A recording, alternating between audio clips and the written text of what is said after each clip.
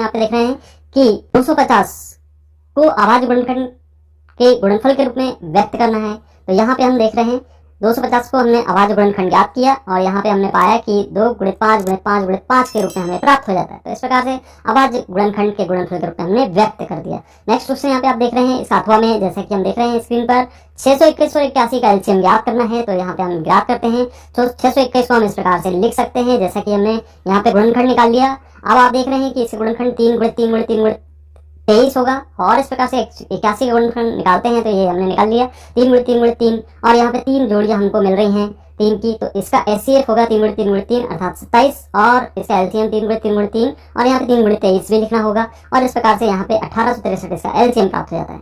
Next question यहाँ पे 9 number का एक द्विघात बहुपद ज्ञात करना जिसके शून्यकों का योग तथा गुणनफल क्रम से ऋण 1/4 और 1/4 है। तो जैसे कि देख रहे हैं योगफल यहाँ पे आपको दिखाई दे रहा है इस रूप में और गुणनफल दिखाई दे रहा है। तो ये हम तुलना कर लेंगे ऋण b/a और c/a से। तो यहाँ पे abc के मान हमें क्रम से मिल जाते हैं, a = 4, b = ऋण 1 और c = 1।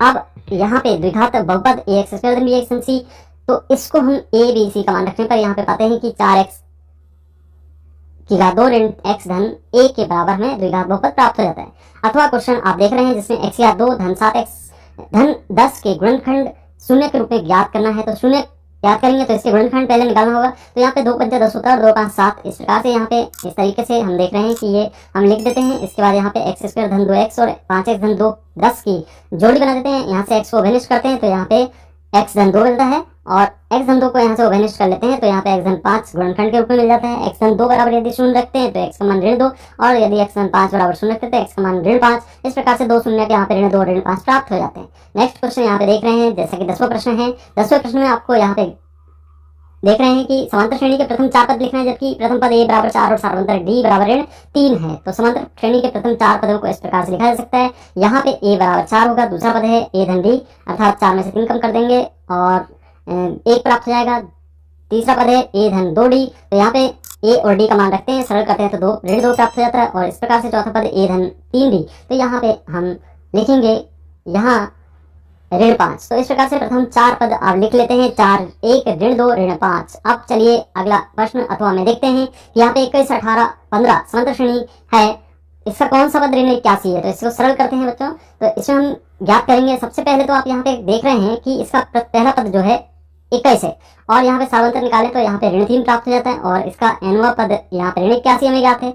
सूत्र nवें पद का यहाँ पे हम रखते हैं an = a + n - 1 × d और इस सरल कर देते हैं। सरल करने पर हम पाते हैं पक्षांतर करके सरल करते हैं तो यहाँ पे n का मान हमें 35 के रूप में प्राप्त हो जाता है। तो यह होगा 35वां पद। चलिए अब इसके बाद 11वें नंबर का क्वेश्चन। यहाँ पे एक द्विघात बहुपद है जिसके शून्यकों के योग तथा गुणनफल 0 और कर्णी 3 है। मान लीजिए कि वह द्विघात बहुपद यहाँ पे ax² धन bx धन c के बराबर है और यहाँ पे शून्यक अल्फा एवं बीटा है और चूंकि शून्यकों का योग हमें ज्ञात है शून्य के रूप में, तो इसे ऋण b/a लिखेंगे और यहाँ पे शून्य को गुणनफल कर्णी 3/1 तो c/a लिखेंगे। यहाँ पे तुलना करेंगे तो abc के मान हमें मिल जाते हैं और यहाँ पे जो द्विघात बहुपद है इसमें मान रख देते हैं। तो यहाँ पे हमें जो बहुपद है वह प्राप्त हो जाता है x² धन कर्णी 3। इस प्रकार से यहाँ पे द्विघात बहुपद हमें ज्ञात हो गया। नेक्स्ट क्वेश्चन आप यहाँ पे देख रहे हैं कि इसके अथवा में दिया गया है कि बहुपद 4u की घात 2 धन 8u के शून्य ज्ञात करना है। तो यहाँ पे हम शून्य ज्ञात करेंगे। तो बच्चों यहाँ पे इसको सरल कर लेते हैं। यहाँ पे 4u को हम उभयनिष्ठ ले लेते हैं तो u धन 2 बचेगा और शून्य लिखेंगे 4u = 0 तो u का मान 1 0 मिल गया और दूसरा u धन 2 = 0 तो u का मान ऋण 2 मिल गया। अतः यहाँ पे शून्य एवं ऋण 2 होंगे। अब चलिए नेक्स्ट क्वेश्चन देखते हैं जिसमें लिखा हुआ है दर्शाइए कि प्रत्येक धनात्मक संपूर्णांक 2q के रूप का होगा तथा प्रत्येक धनात्मक विषम पूर्णांक 2q धन 1 के रूप का होगा। यहाँ पे q एक पूर्णांक है तो यहाँ पे मान लेते हैं कि a कोई धन संपूर्णांक है और b = 2 है। तब यूक्लिड विभाजन एल्गोरिथम से यहाँ पे हम देखते हैं कि a = b q धन r है और r का मान 0 और 1 है। तो चूंकि 0 और 2 के बीच में है तो यहाँ पे a का मान 2q और 2q धन 1 मिल जाता है। a = 2q है तो ये एक सम पूर्णांक हमें प्राप्त होता है और यहाँ पे साथ ही एक धनात्मक पूर्णांक या तो सम हो सकता है या विषम हो सकता है। तो कोई भी धनात्मक पूर्णांक यहाँ पे 2q धन 1 के रूप का होता है। तो चलिए नेक्स्ट इसमें अथवा क्वेश्चन दिया गया है। यहाँ पे जांच करना है कि क्या किसी प्राकृत संख्या n के लिए संख्या 6 की घात n अंक 0 पर समाप्त हो सकती है। देख रहे हैं कि संख्या n के लिए यहाँ पे 0 पर समाप्त होगी तो वह 5 से विभाज्य होगी। तो 6 की घात n के रूप में हम लिख देते हैं और इसकी अभाज्य संख्या 5 आनी चाहिए। तो इसको गुणनखंड के रूप में लिखें तो 2 × 3 लिखा जा सकता है। तो यहाँ पे अभाज्य संख्या मिल रही 2 और 3। इसके अतिरिक्त कोई अभाज्य संख्या गुणनखंड में आती ही नहीं है तो हम कहेंगे कि यह 6 की घात n अंक 0 पर समाप्त होगी। नेक्स्ट क्वेश्चन यहाँ पे आप देख रहे हैं 13वें नंबर का, जिसमें लिखा है एक द्विघात बहुपद ज्ञात करना है जिसके शून्य 2 और 3 है। बहुपद लिखते हैं यहाँ पे, जैसे कि हम जानते हैं कि ए एक्स स्क्वायर धन बी एक्स धन सी है और यहाँ पे द्विघात के शून्य 2 और 3 हमें ज्ञात हैं, तो यहाँ पे हम अल्फा बीटा के मान लिख लेते हैं। और चूंकि यहाँ पे x बराबर 2 और x बराबर 3 है, अब यहाँ पे गुणा कर देते हैं इनका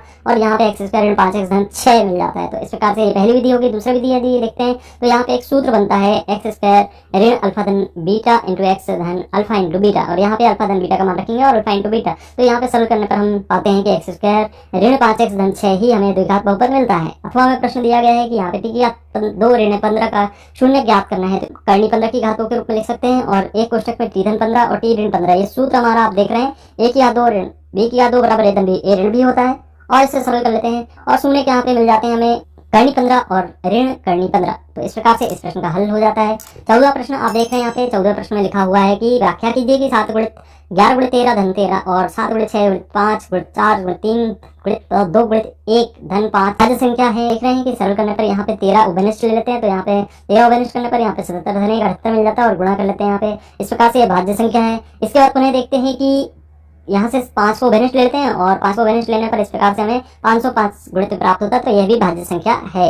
अब इसके बाद प्रश्न का अथवा में ज्ञात है हमें कि 135 और 225 का एचसीएफ यूक्लिड विभाजन विधि एल्गोरिथम का प्रयोग करके ज्ञात करना है। तो यहाँ पे हम 225 के यूक्लिड विभाजन एल्गोरिथम का प्रयोग करके ज्ञात करेंगे एचसीएफ। तो 225 लिखेंगे यहाँ पे और यहाँ पे 135 भाग देंगे, एक बार जाएगा। इस प्रकार से 90 प्राप्त होगा, घटाने पर 90 से 135 में भाग देंगे, एक बार जाएगा, तो यहाँ पे 45 प्राप्त होगा। 45 का 2 बार पूरा भाग चला जाता है, यहाँ पे शून्य हमें शेषफल मिल जाता है। अब हम इसको इस तरीके से लिख सकते हैं। यहाँ पे आप देख रहे हैं कि a बराबर b क्यू धन r के रूप में यदि लिखते हैं तो यहाँ पर a बराबर b क्यू धन r के रूप में यदि लिखते हैं तो यहाँ पे हम देख रहे हैं 225 बराबर 135 गुणित 1 धन 90, फिर इसे लिखेंगे 135 बराबर 90 गुणित 1 धन 45 और फिर इसको लिखेंगे हम 90 बराबर 45 गुणित 2 धन 0। तो इस प्रकार से आप देख रहे हैं कि यूक्लिड विभाजन प्रमेय का प्रयोग करते हैं, तो यहाँ पे अंत में हमें यहाँ पे 45 प्राप्त होता है, तो इसका एचसीएफ होगा 45। नेक्स्ट क्वेश्चन यहाँ पे आप देख रहे हैं 306 657 बराबर 9 दिया गया है, एलसीएम ज्ञात करना है हमें।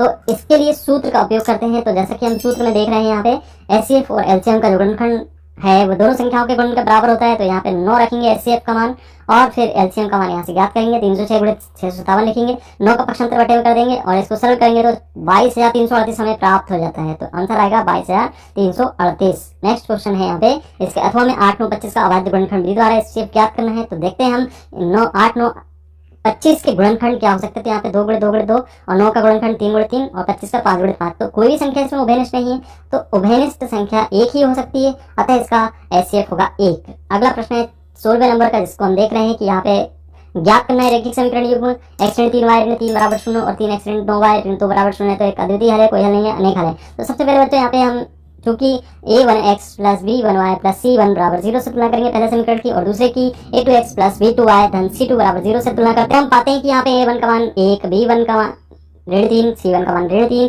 a2 का मान 3, b2 का मान ऋण 9 और c2 का मान ऋण 9 है। अब यहाँ पे इनके अनुपात का हम तुलना कर देते हैं। तो अनुपात में तुलना करने पर हम पाते हैं कि a1 बटे a2 बराबर तो प्राप्त होता है b1 बटे b2 के, किंतु c1 बटे c2 के बराबर प्राप्त नहीं होता है, तो समीकरण युग्म का कोई हल नहीं होगा। तो इस प्रकार से इसका आंसर देंगे। अब चलिए इसका अथवा में प्रश्न है कि यहाँ पर k के किस मान के लिए रैखिक समीकरण युग्म kx धन 3y ऋण k ऋण 3 बराबर 0 है और 12x धन ky ऋण k बराबर 0 के अपरिमित रूप से अनेक हल है।